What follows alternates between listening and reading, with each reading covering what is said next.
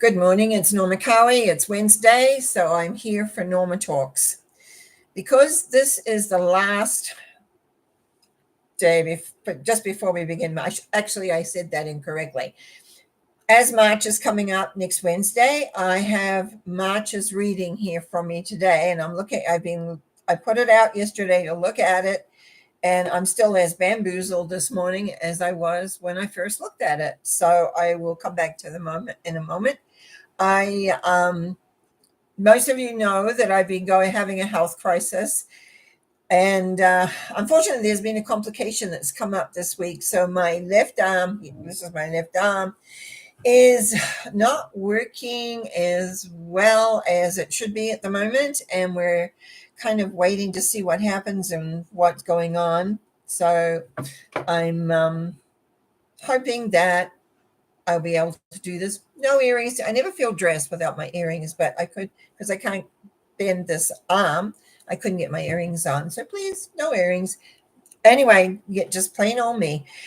Okay, let's take a look at this reading of March. I've got the picture as I usually do. I'm going to put it up, and I always find when I re-look at it, it's never in the right place. And I unfortunately don't have a great studio. It's me sitting at a table. And so I could apologize for that, but really that's the reality. I'm not a big production. I'm just me, my house, my computer, etc. But anyway, let me see if I can get this where you can see it. Okay, now what we start off with is the Queen of Cups, and I think that's because there's been a lot of speculation of what's happening, what's going on, etc. But I really think by the time we get to the 5th of March, that everything will have settled down. And as it settles down, there's going to be a sense of, I just feel a big breath of sort of a sigh of relief would be the way to say it, I guess. And then by the time we get to the 8th, we've got the 6 of Wands, which to me always says victory is assured, moving forward with new direction. There could be some new things came in, but the first two with the Queen and the King, they're stationary, so there's not movement, but we have movement here. We even have more movement moving into the 10 of Wands. The 10 of Wands is the end of a situation moving into new. And sometimes that can be a very, very good thing, because if things have been a little unsettled and we now come to the end, yes, there is a transition time. And so I truly want to go to about the 12th before I get to the 4 of Wands. Now, the 4 of Wands is completion. You've reached your goal. It's there. Haha, good. And so it again feels like things are coming to some kind of ending, some kind of conclusion. It feels to me like a wrapping up, and things maybe become clearer. But then as we move on into going actually through the teens and into the early 20s, I think there's a time period here where people are reviewing the past. They're looking at the past. That's the 6 of Cups there. And there is some hesitation about that. I feel these two come together in the time period that takes you up to about the 28th of March, where all of a sudden it's like, oh, a big breath, a big sigh of relief, and a sense of celebration. As we turn in towards April, we get this King of Wands. And so that, I'm just putting this down. And so that has a sense of achievement. And the King of Wands here, so I don't think I said the King of Wands, looking out as like looking forward. This is if you've watched me over the months, that I've talked about no flow. It gets very static, a lot of worry about money, etc., etc. And what I'm finding here is more like coming to an end and a new beginning, more than I've seen this year so far, or even in the fall. I still think there's speculation. I still think there's elements going on. But what I like is that on this left side here with the Queen of Cups, the 6 of Cups, and the King of Wands, there is actually a still over the overview of the month is that there is still some contemplation, some looking, the past playing a part, but at the same time, wanting to look ahead. The interesting thing in this threesome here on the side, two of them are procrastinators. Two of them will sit and think and look and blow up in their minds. So that's one thing to look at. On the right hand side, we have the Four of Wands, the Ten of Cups, and the King of Wands. And what we find is that here we're getting the reward, the element, the essence of how everything is working and being and feeling in such an excellent way. And on the middle row was the Six of Wands, the Two of Swords, and the King of Wands, which is moving forward, but there's emotional stuff going on. And are we really going to go where we're going to go? So overall, I really feel that this is a transition to, more than anything, this is a transition time, a transition month. March is a transition. Well, we know it is because we're heading into spring, but it's still a feeling of, I think, a little more clarity, a little more awareness, a little more sense of direction. Excuse me here. So the whole element is a sense of movement and going in the direction of where we're heading. That makes me feel quite good. I just want to take a quick break looking at just rearranging these a little bit. People who know me, when I read, I rearrange. At the end, I like to rearrange and see what actually we've got here. One cups, swords. We got 2 cups, 3 cups, 2 swords. Oh, that's 1 pinnacle.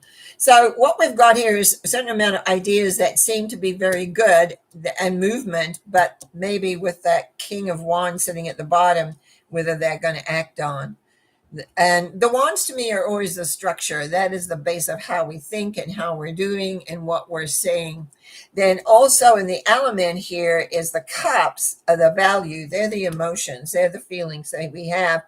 And we have the 6 and the 10 with the Queen. Now, the Queen of Cups, to me, always is imaginative and gets lost in her own thinking. And then she was the start off card. So I still think in the first few days, things of March, things will not be as clear as they could be. And the past, yes. Well, we've gone through a lot with the past, with people saying this, that, and the other. I know if you're trying to keep track of things, sometimes it's like this person saying this and that person saying the other, and you have your own viewpoint, and it's like, wow, it can get muddy. But it says relax through March. I think things are going to become much clearer. We may not like it, what comes clear, but it's going to become clearer, and that will work really well. The problems and challenges with the sword, excuse me, the swords, it kind of to some degree says be open. I think it just says we need to be more open. There is a change. Is emotionalism, but a lot of that's coming to the end. But it's not totally at the end. It's not totally completed. But the new dawn, which would be April, where we're not yet, it's coming. And the final symbol, I'm going to put this one up. Well, that I've got down here was the final symbol. Actually, was Mr. Procrastinator. But anyway. This one here is one of my favorite court cards.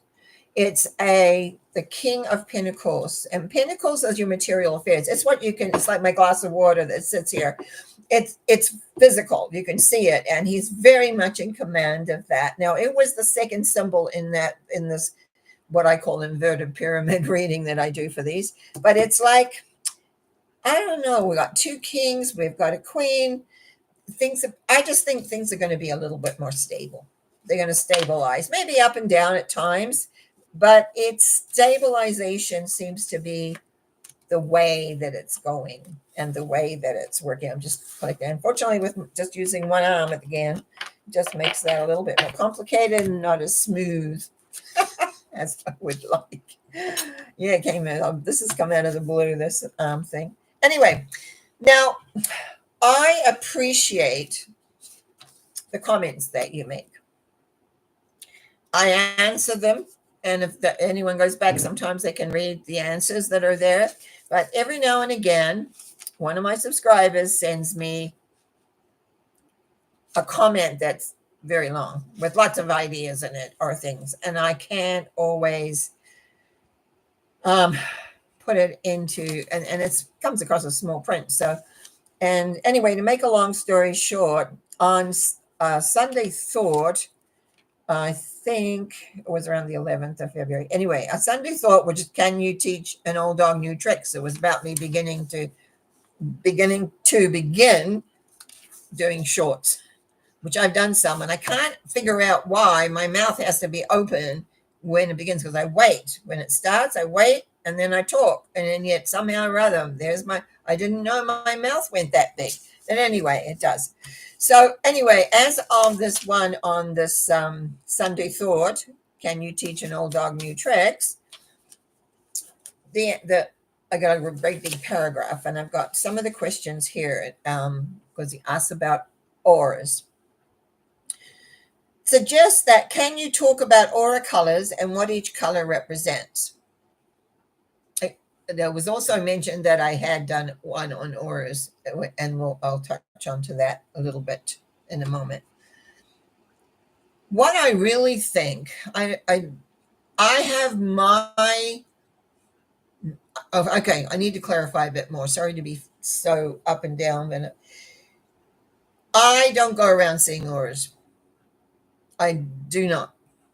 I used to when I used to do hour readings and things, I drew auras. And from the way the drawing came would give me a lot of significance of what was going on with the person's energy. And yes, I have some certain ideas of basic colors, and there's a lot of books written, I know, on color. But for me, it's what the senses. I'm an intuitive. I feel. I'm not like I see some. That's why I use tarot, because it gives me the feeling and the emphasis, and the sometimes I'm very clairvoyant, but not really. I would never call myself a clairvoyant, and because I get impressions and I turn them in my head into pictures. So the colors, I think, is what feeling you get from it. Like there's some colors I love to see, and I get a sense of that, and I say the word, but I can't say that would be everybody's color. I think you have to learn about what color it is. And there are some colors or the purples and the indigos and the teals and all that have a spiritual sense. But again, it just becomes an awareness. So there's some good books out there on auras. There's a good books. But one of the other questions was, how can we train ourselves to see auras quickly? As far as I'm concerned, I can't answer this one effectively, I feel. That is around the head. So you look not right at the head, but out a bit. And if you want to, and start looking, because that's where the main strength is going to be. Most people don't always see the whole sphere unless you're a person who's going to look to see where there are clogs in the body through via the aura colors. But that's where I would look. If I was really looking to see an aura, that's where I would look. I would look kind of here, a person, and just to see what color comes up. But I'll talk a little bit more about that in a moment. And he asked if I was aware of the expensive Dickinum. I've never heard of them, actually. Glasses that can be used to see auras. No, I have no awareness of that. So I was answering that. But there was one thing in here. When I did my talk on auras, I was talking how you can measure auras using those metal hangers, that you get from the dry cleaners, the metals ones. And you use the hook on the outside. I'm going to pull my other hand up here a bit. And you hold the hanger with the hook out. You hold it in both hands is a good idea. And there's what I used to do with my students, and I would have them face a door and then go down my passageway, and they would begin with these hangers with the hooks out front, and they would walk until the hangers closed. The hangers closing would tell you the end of the auric field. Some people have huge auras. I did have one friend, actually a friend of mine who didn't matter when we did it. I would take her out on the roadway because her aura is huge. I do not suggest people having huge auras, and I'll come back to what's written here in a minute. I find if you have an aura, you want it more consolidated at about 3 feet. Well, not if you have, of course, you have an aura. A lot of people feel if they're out, they learn more, but actually, I was going to say screws you out, messes you out because you pick up things. Auras pick up things, and you got to know if also. Oh, put my arm back down. You got to also know what is yours and what isn't yours. And to me, that's more important, is that you learn, is this mine or is it somebody else's? That was one of the first things I had to learn, because I was like an empath. I would take a thing, and I didn't know what was mine and what isn't. So if a person was upset emotionally, I would be upset and not always know why I was upset. So it's really important to be able to recognize that. So it's like, anyway, my answer says here, and hang on, I've also tried your middle hanger technique, but I've noticed I have a lot of cross currents around most of my chakras. The hangers repel each other and go all the way around. In other words, instead of coming close, they go around. Now, if you're looking at somebody else doing, and it does that, it could be saying that is the way you are to read them, that you've reached the end when they repel and go outward. Not everybody is the same. For me, they've always come in. The people who studied me have come in, but maybe that's because what I believe. And that is always a factor. Around, and then you mentioned around your I have a lot of cross currents around most of my chakras. I think I've spoken on chakras, but I'm making a note to speak on them again, because I'm looking at kind of where I want to go, and chakras are a good way, because again, Norma's stamp, I have a different viewpoint of how they need to work and how they do work, and that is just because of years of following energy. I have a number of interesting stories that happened as I began to explore my chakric pattern. So I'm not 100%, but I think if you're working with somebody else and then they go out, or are you trying to measure your chakras? What would be a good way of measuring your chakras is with excuse me, I have to have another drink. Would be with a pen. I use pendulum work for chakras and things like that. And if anybody hasn't got a pendulum, this is the one I use mostly in my work. It's not the only one around here, but it's one I found most, because it doesn't break and it doesn't get lost very often, as often some of mine have. But it's and it's got a point on the end. Having one hand makes things very difficult sometimes. You'll see the point on the end. It's got to have some heavy point. And what you can do, I'm going to see if I can get my other hand up, is that you can place it. I'll put my hand here, and you can ask a question. You got to find your yes or no. Now, I'm not turning my hand around because it probably wouldn't like that, but you can have it facing this part of your hand is a really good point for that. You can ask a question. You got to find your yes and no. So you ask, you think yes, yes, yes, and you'll notice mine will go back and forth. That's a yes for me. Okay.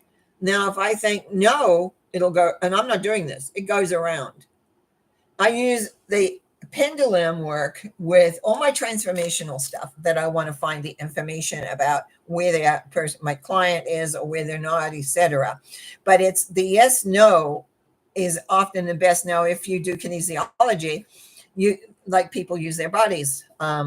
I use just my fingers for that. And some people, they look at me, sometimes I'll pick up a bottle of something in a health food store, and I sort of hold it to my chest, and then I'm out here with my fingers as I think, is this good for me or not? And if it's not, it'll go down, and if it is I can't bend it, just as rigid.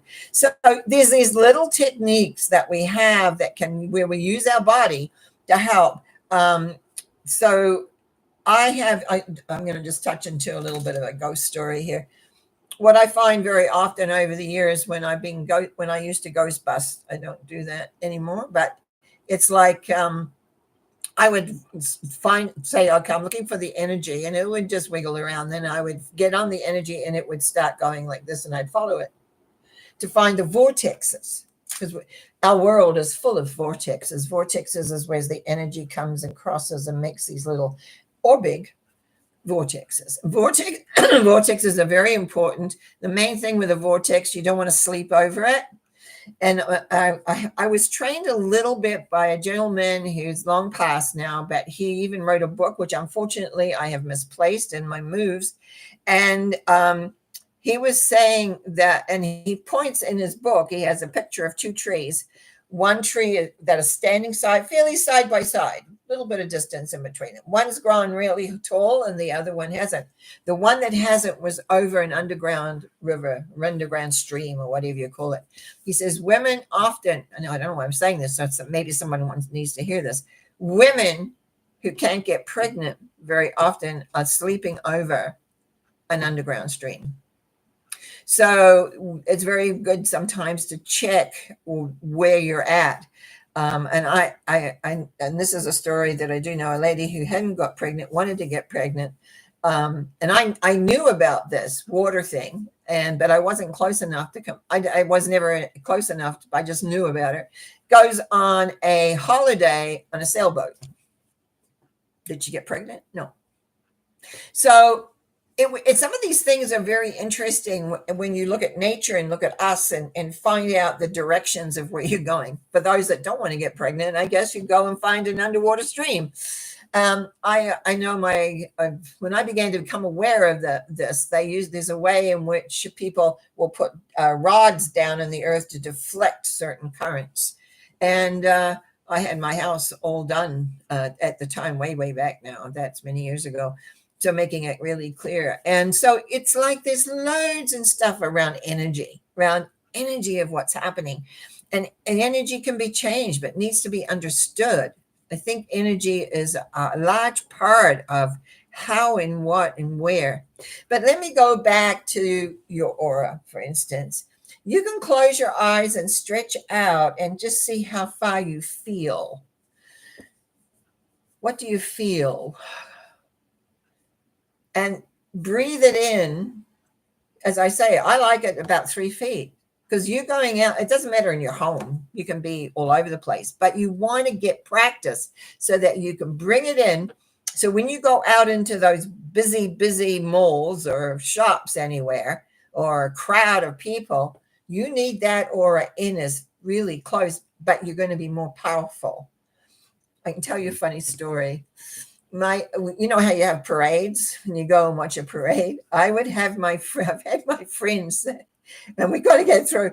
My friends would say, "Get one, put Norma in the front," and I would make like a V of energy. Just no one would notice that I was doing, and basically people would move out of our way because, it's not very polite. Didn't do it very often, but I did do it. I have done it when I've needed to get somewhere in my car very fast over the years. It's not something I do now, but when I was younger and going places and we were late, and I would just move the cars out of the way, and it happened.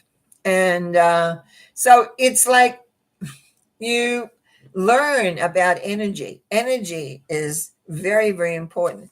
Now, I know that as I said, I love your comments, and some of them, then they come, but when they have one little comment about something, but when you get lots of questions, it's like, how am I supposed to answer this? But anyway, this is what I'm doing. And last week and again this week on Norma Talks, and I don't think I'm answering questions that are needing to be answered there.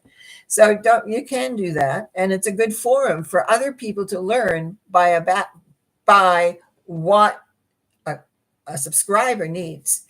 So I think that's enough for you to think about and listen. But watch March, and I'm bringing it back to the reading. Watch March. I think that you will find there's some really ups and maybe some downs, but I just felt this time it had more of a flow of going somewhere than I've seen in the other preceding months, and probably since October. So I'm kind of breathing a sigh of relief, because that makes it a little easier when you know where you're going. I really thank you for your subscriptions. Someone said to me too, please press. Sorry, my mouth just isn't forming the words right. Blame it on the mouth, right? Never mind the brain. Um, anyway, someone informed me that it was really important for not so much the subscribers, because I was so excited when I reached 500, that we needed likes. And I thought, well, I've never asked for a person to press a like, but really, if you like what you hear and say, this like the scrambled morning this morning, then please press like and leave your comments. The comments I love, I really have. And I usually 98% anyway, always answer them, even if I just press the little love thing. But it's like I welcome those because it makes my day. So you have a good day. And Maggie G, I want to thank you for being here and being live. That's wonderful. And I also want to say, I'm hoping I can get together enough. The last few days with this arm thing again is kind of whacked me a little bit. And I want to get back to practicing my shorts and see if I can do it so my mouth doesn't look weird when it first comes up. But I've been getting some comments thanking me for my concise and awareness, etc., etc. All's good. So we'll see. I'll keep you updated to what's happening. I'm waiting for a phone call back from the oncology department. Hopefully today, maybe tomorrow, but see what the next stage we're going to do with this. Meantime, painkillers are very helpful. Lots of love. See you on Sunday.